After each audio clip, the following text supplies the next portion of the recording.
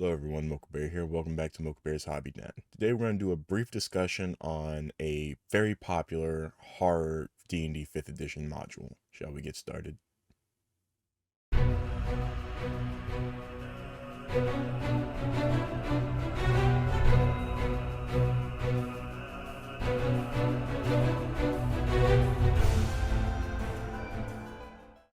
Alright, so today we're going to be talking very briefly on the Curse of Strahd module. This is a 5th edition module that is very popular. A lot of people have wanted to play it, have played it, ran it. Strahd is listed as one of the most popular villains in D&D 5th edition. I don't know if he's ever shown up in a previous edition before or even been mentioned, but the Curse of Strahd module was originally released in 2016, and I ran it. I didn't run the whole thing.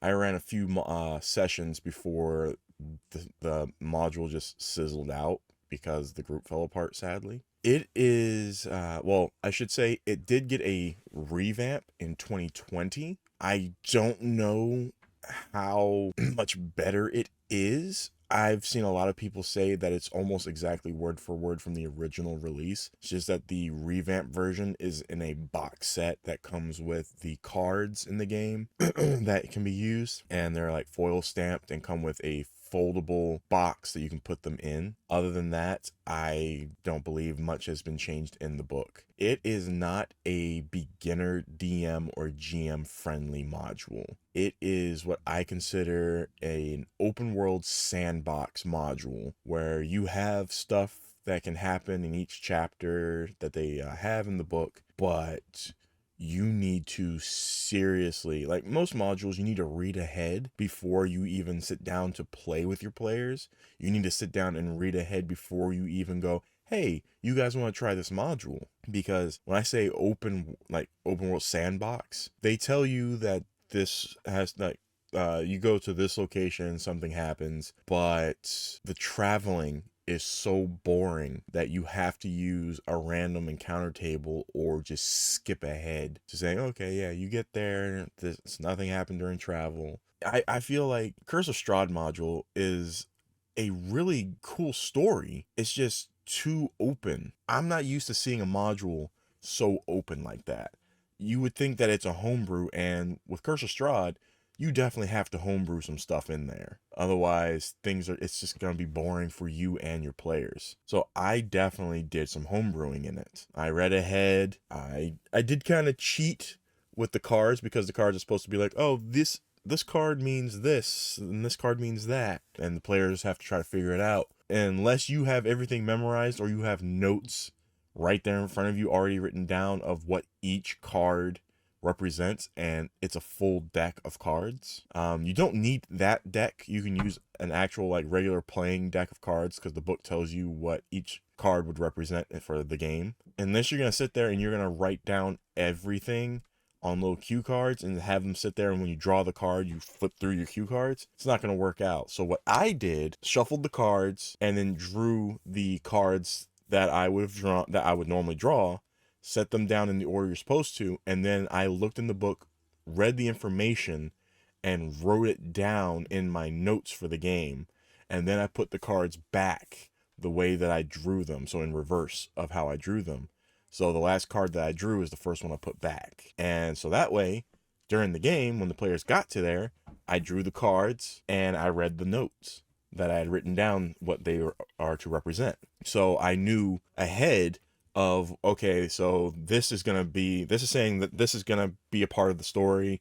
I know because I read ahead that that's going to be in this section of the story. So I made notes in there for when we get to that section, or when we were supposed to get to that section. So Curse of Strahd is a heavy preparation module. You need to prepare for that. Again, like I said, you can homebrew a lot of the stuff in there. Some of the sections, especially if if you want your players to have a fun encounter and you want to do something for Halloween, like a Halloween one shot, look through the book. You can find the free PDF here online. Look at the information about Strahd's castle.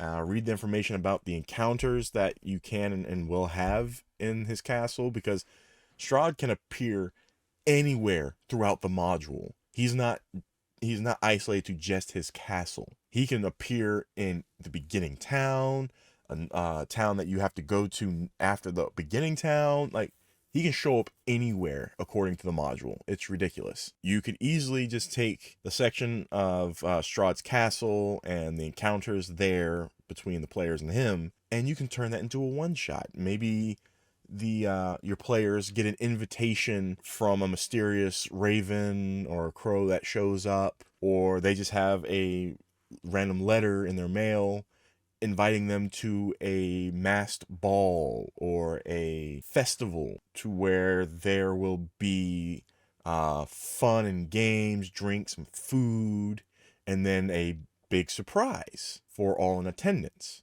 And so I think it'd be fun for your players to be able to get into it and have their characters go out and get these nice gowns and suits, these costumes, masquerade masks.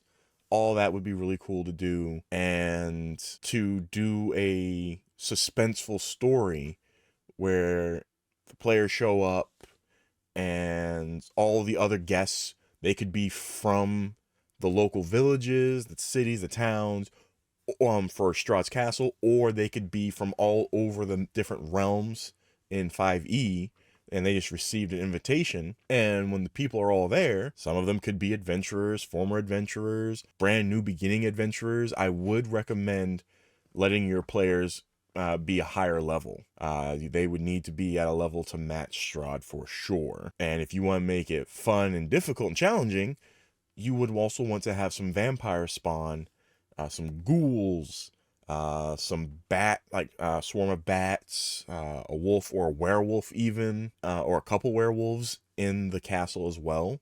Set up traps. I personally think that'd be a really fun, cool idea to do. I sadly won't be able to do that this year because I'm just so busy, and Halloween happens to just fall on a Thursday. I'll be at work and I'll be busy the prior Sunday, and I'll be out of town the following Sunday, sadly. So, but again, Curse of Strahd, the module itself is not friendly to beginner DMs, GMs, dungeon masters, or game masters. Definitely need to have some experience running a module, and you definitely need to have some experience homebrewing, or you just need to really do your research, read the module a couple times, at least the first several chapters, and figure out what will work for you and what won't, and figure out if you want to run it for your players or not. And if you have any friends that have ran it before or played it before, feel free to ask them for help, what they thought of the module and what they think was missing could be added to make it better, because there are definitely things that need to be added and taken out to make it better. That's my little 2 cents on the Curse of Strahd module and how you should prepare for it, and how I think it'd be a cool idea to turn it into a one-shot for Halloween. It's a little spoopy season fun for D&D 5th edition. And I know this isn't the video that we were all expecting, but it's something that's simple, sweet, straight to the point, and fun for ideas. If you thought that this video had some good points, some interesting ideas for you, I'd love to hear from you. Please give this video a like, hit the thumbs up button, hit the subscribe button if you haven't already subscribed to the channel, then hit the bell icon, set notifications to all, get notified when I upload videos and do live streams. I will try to do a painting video live stream next month. I just gotta figure out when. Also, comment down below what you think about the ideas that I gave. If you've ran or played Curse of Strahd before, what were your thoughts on it? What did you think should be taken out or added to make it better? And then lastly, share this video, bring awareness to my channel, and help me continue to grow. I'm going to go ahead and end it there. So please, as always, take care of yourselves. And until next time, hobby on.